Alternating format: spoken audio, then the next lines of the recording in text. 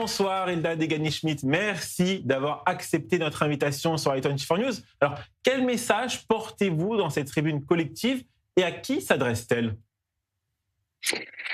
Oui, bonsoir. Le message est celui je dirais, de quelques personnes qui ont l'expérience d'une vie où ils ont vu les choses basculer, et ça s'adresse à nos dirigeants, ça s'adresse à nos concitoyens pour les mettre, pour les prévenir de la gravité de ce qui se passe et pour les mettre devant leurs responsabilités, pour les alerter.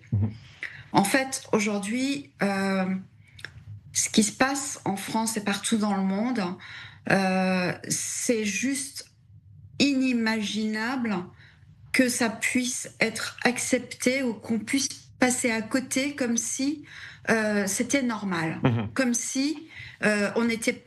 Moi, je considère que nous sommes dans une guerre civile parce que les islamistes ont réussi à coloniser les esprits de nos concitoyens. Vous écrivez « Les Juifs sont redevenus des cibles prioritaires ». Des cibles de qui, selon vous ? Des cibles des islamistes, mais avec, je dirais, la complicité de ceux qui laissent faire. Vous savez, la complicité de ceux qui laissent faire, c'est la complicité de nos dirigeants, c'est la complicité de ceux qui se taisent. On sait... Écoutez, j'ai pris conscience à quel point tout ça était délirant quand j'ai vu j'ai vu que, par exemple, quand les camps palestiniens étaient bombardés par Bachar, par Poutine et par Khamenei, mais quelqu'un comme Mélenchon disait « Bachar fait le job ». Et 2 jours après le 7 octobre, ces gens-là étaient à parler de Palestiniens. D'un coup, ils découvraient les Palestiniens, là, d'un coup. Et ben, en fait, la différence, c'était quoi ?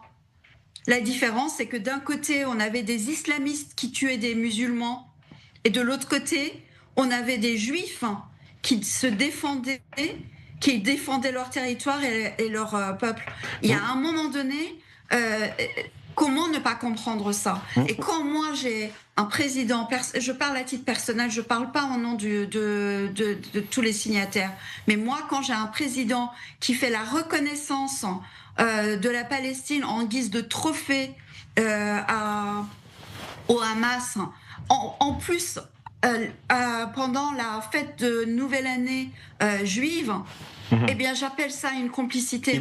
J'appelle ça accepter l'inacceptable. Hilda, vous écrivez aussi dans cette tribune « Nous refusons de nous contenter de condamnations et de condoléances ». Alors, quelles sont les actions concrètes à mener pour éviter un drame similaire à celui de Sydney, à Paris, à Lyon ou à Marseille ? Alors, nous refusons tout ce qu'on peut faire, et nous le faisons à nos manières, dans les médias, dans les actions collectives, etc., auprès des citoyens, pour alerter, pour exiger une réponse à la hauteur de ce qui se passe. Et ça, c'est vraiment quelque chose, c'est du concret, en fait, quand nous manifestons. Alors moi, je suis franco-iranienne. J'ai la particularité de connaître, et d'ailleurs beaucoup d'entre nous de signataires, nous connaissons cette région, et on n'est pas en train de raconter des histoires qu'on nous a racontées, en fait. On connaît la vérité de ce que c'est que l'islamisme. Et donc on a comme devoir, on a comme responsabilité d'éveiller les esprits et de dire où sont les mensonges et où sont les vérités. Ça fait partie des actions. Dans cette tribune, vous accusez aussi nommément la France insoumise d'être, je cite, engagée dans la montée de l'antisémitisme. Alors que faut-il faire ? Il faut interdire ce parti pour protéger les Juifs ? Écoutez, moi je suis très clairement pour Je suis très clairement pour parce que, si vous voulez, à un moment donné, ça fait aussi partie de prendre ses responsabilités. Lorsque, le parti de Le Pen, maintenant je sais plus, ils ont changé de nom, mais, le Front national de l'époque, lorsque, c'était un parti, xénophobe, et antisémite, eh bien, je suis désolée, on leur donnait pas la parole et on ne s'alliait pas avec eux.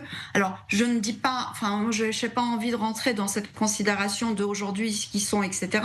Mais aujourd'hui, pour moi, tant que les dirigeants du parti et les fils n'ont pas condamné très très clairement, exclu très très clairement les personnes qui sont responsables de valoriser de valoriser les islamistes, les frères musulmans, ceux qui mènent la guerre ici et Mhm. qui demain basculeront en fait aujourd'hui. Aujourd'hui, ce qui Hilda. se passe à Sydney, on l'attend dans tous nos pays Mhm. en Occident. Je Oui, continue de dites-moi. citer cette tribune collective. Vous écrivez car les Juifs sont, une fois encore, les canaris dans la mine. Alors, en 2009, un livre intitulé Ilan Halimi, Le canari dans la mine, a été publié.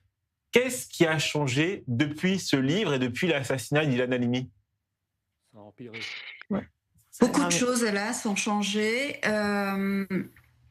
Moi, je trouve que l'émotion des gens n'est pas suffisante.